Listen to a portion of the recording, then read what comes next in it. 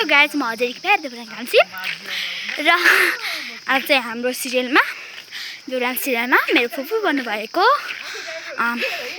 मिना जोइसी आमाको म डाइरेक्ट भन्न गइरहेकी छु। कस्तो लाग्छ भन्नु होला ल। म बोल्न गएको छु ल। हामी चाहिँ यस्तो बाटो हिँड्छौँ। 3 2 1 गो। माइली हो माइली बिच्चाको माझ आउला भात मुछ मेरो बाइक भएन गाइस। देवरान सिरियल हुन्छ भने एउटाले घुमेर किनेर भन्नु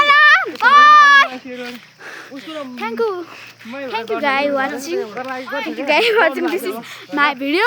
पवन न्यू पानेको पवन न्यू पाने सरको आइडीबाट आउँछ यो चाहिँ भिडियो। लाइक एन्ड सब्स्क्राइब शेयर गर्नु होला। हस् त धन्यवाद।